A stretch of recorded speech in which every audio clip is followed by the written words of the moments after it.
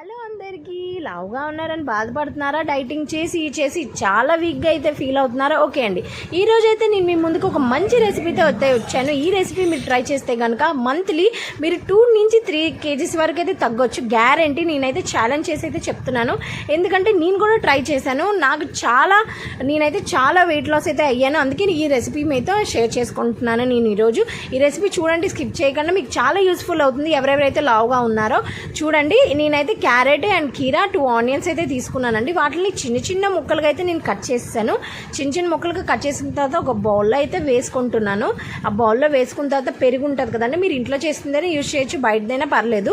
ఆ పెరుగు మాత్రం మీరు ఒక 2-3 స్పూన్స్ వేసుకోండి. అందులో వేసుకున్న తర్వాత లైట్గా సాల్ట్ వేసుకోండి, బాగా కలుపుకోండి. కలుపుకున్న తర్వాత ఇది మీరు డైలీ నైట్ 1 బౌల్ తినండి చాలు. మీ క్యాలరీస్ ఎలా బర్న్ అవుతాయో చూడండి. 1 మంత్కి 2-3 kgs అయితే నేను ఛాలెంజ్ చేసి చెప్తున్నాను, మీరు తగ్గిపోతారు. బాయ్.